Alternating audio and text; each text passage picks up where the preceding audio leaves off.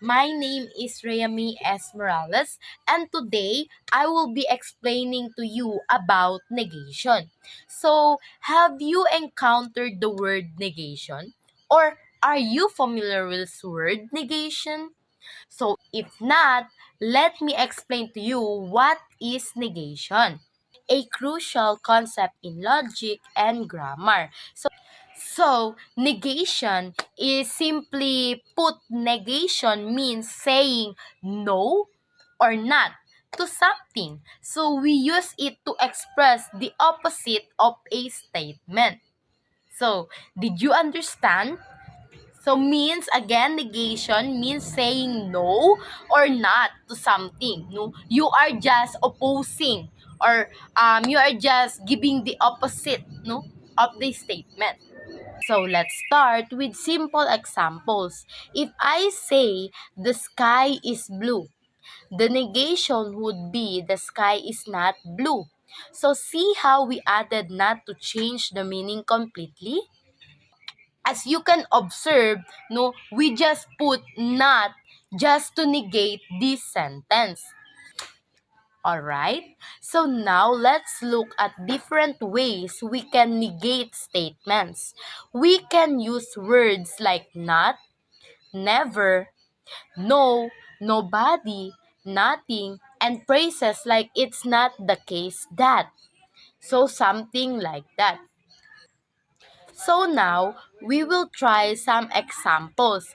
If the statement is all dogs are friendly, the negation isn't simply all dogs are not friendly.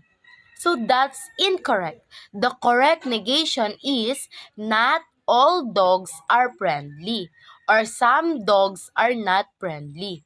Do you see the difference? The original statement claims all dogs are friendly. The negation only requires at least one dog to be unfriendly. Did you understand? Alright, so negation can also be applied to more complex sentences. So for instance, if we have Maria likes mangoes and bananas, so the negation could be Maria does not like mangoes or she does not like bananas. Notice that the use of or in the negation, this is because negating a conjunction, which is the end, requires a disjunction, which is or. So later on, we will explore more about this topic. So negation is very important because it helps us to express doubt, uncertainty, or the opposite of a given fact. It's also fundamental in constructing logical arguments and understanding complex ideas. Remember, mastering negation is key to clear and precise communication and logical reasoning. So now we will go deeper into negation. So exploring its different levels of application within a sentence. So remember, negation fundamentally means expressing the opposite of a statement. So, we have already seen simple negation, like the sky is blue becomes the sky is not blue. But negation can operate at different structural levels within a sentence. So, we will focus on three key levels, which is the subject level, predicate level, and complement level negation. So let's start with subject level negation. So this type of negation affects the subject of the sentence. So consider the sentence, all students pass the exam. So the subject level negation would be not all students pass the exam or some students did not pass the exam. So notice, we're not saying no students pass, but rather not all did. So have you understand? Alright. Next, we have predicate level negation.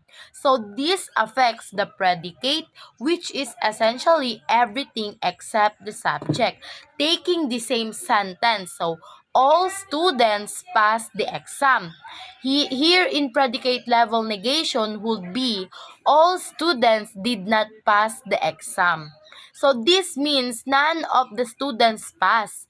The difference between subject and predicate negation is crucial. They express different meanings. So, I have you understand? So, all right. And finally, we will examine the complement level negation. So, this type of negation affects a clause that acts as a complement to the main verb. So, for example, consider I believe that he is innocent. So, in complement level negation would be I believe that he is not innocent, or I believe that he is guilty. Here, we are negating the embedded clause, not the main belief. So the main verb, which is the believed, remains positive, but its object, the embedded clause, is negated. So, it is important to note that sometimes the placement of the negation word can subtly change that meaning. So, consider I did not see anybody versus I saw nobody. So, while both express a lack of seeing anyone, the first implies the speaker was looking, while the second does not necessarily. Are we clear? So, understanding this nuance is key. Yes, and it is very crucial because in everyday life, no, we should not always say yes, no, especially nowadays. Many people will take advantage of being so kind that you always say yes. So remember, recognizing these different levels of negation is very crucial for understanding the precise meaning of a complex sentences and constructing accurate and nuanced arguments. I hope you learned for this topic. So again, my topic is all about the negation. Thank you so much. I hope you learn and enjoy for this topic.